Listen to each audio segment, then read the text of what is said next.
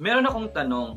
Kapag meron ba kayong nakitang bata na mayroong difficulty on a certain domain, for example, no, sa communication, sa behavior, or sa learning, dapat bang i-refer nyo na agad sa special education class?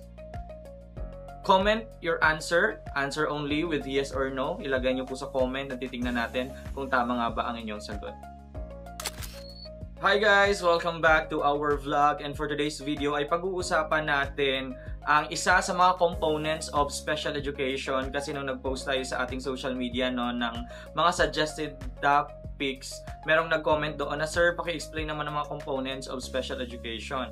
So ang special education and inclusive education kasi merong 5 components, at sa video na ito, ang first component po muna ang i-discuss natin, ang child find through re-referral process. Katulad nga ng tanong natin kanina na kapag ang bata ay mayroong difficulty or atypical development, hindi po natin yan agad i-refer for special education.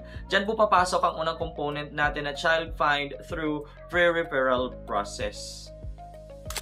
Kaya kapag ang bata ay mayroong atypical development, ibig sabihin hindi siya nakakasunod sa developmental milestone na dapat nakukuha niya on a certain age, dapat nagkakaroon ng observation si teacher and si parents para ma-address kung ano yung pangangailangan ng bata, kung ano ba ang pwedeng gawin para mabigyan ng solusyon ang atypical development ng bata. Kaya dapat ang school, no, mapa-regular school man or special educational school, no, or SPED school, ay mayroong free referral team dapat.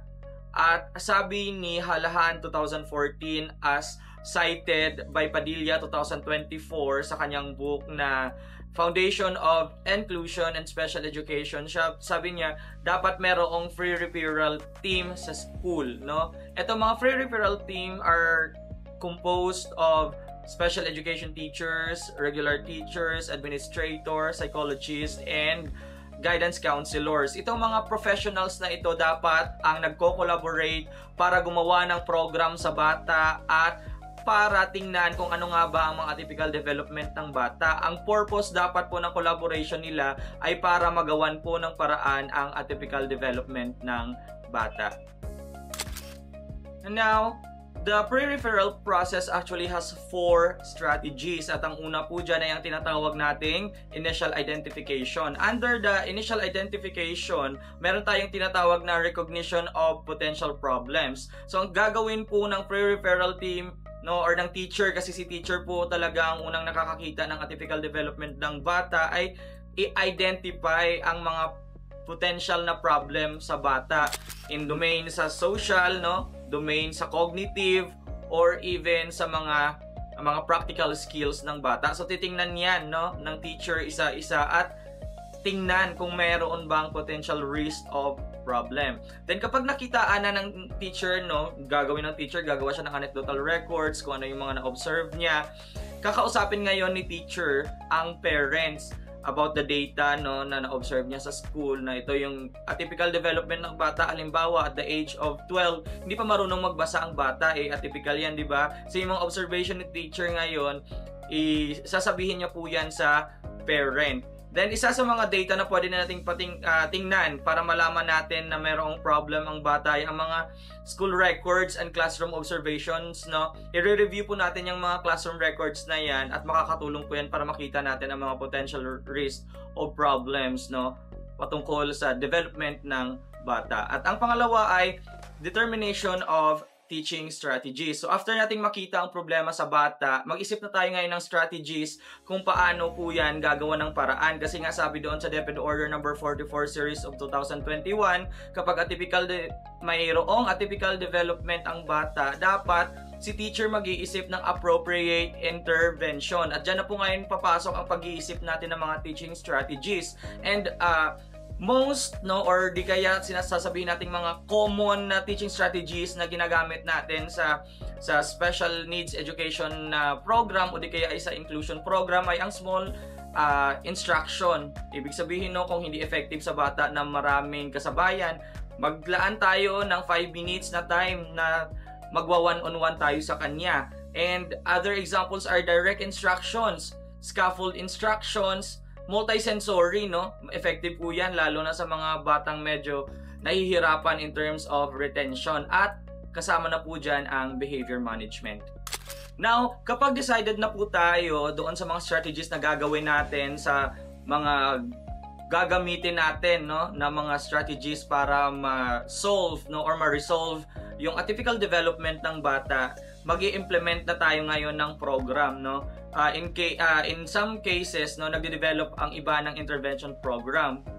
For example, sa amin ngayon si grade 5, ang problem namin ay marami pa ring bata na umaabot ng grade 5 na hindi pa marunong magbasa at the same time nakakapagbasa pero hindi naiintindihan yung binasa. And yung kakayahan nila in terms of mathematics, no, kahit basic operation, nahihirapan sila. So that's a problem, di ba? So ang ginawa po namin, nag-craft po kami ng intervention program. Tinawag po namin yung Project Learn, na gumamit kami ng response to intervention na framework para ma-segregate namin yung mga bata, no, according sa needs po nila. At paunti-unti po namin, after class po yun, na pinoprovide yung mga kailangan pa nilang matututuhan through one-on-one instruction. So, itong mga intervention program can be additional in-class or after-class support, katulad nga ng ginagawa namin program. And pwede din tayong mag-modify ng classroom environment. So let's say for example, nakita natin na ang trigger ng bata kapag every time na nawawala yung attention niya kasi ang daming nakikita sa labas. So we can modify our classroom. And we can also modify our instruction para ma-address natin ang potential needs ng bata. Let's say for example, no, hindi pala effective sa kanya yung basa-basa lang at sulat-sulat. So we can incorporate videos or mga manipulatives para mas mabilis niyang matutuhan yung ating instructions. And for example, no, na-implement na natin ang program. After nito, mga ilang buwan after nyo ma-implement ang program, mag-i-evaluate na kayo ngayon ng program. Sa evaluation of program, dyan nyo i-determine ang effectiveness ng program po ninyo. Kung naging effective ba sa bata. Ngayon, what if hindi siya naging effective, no?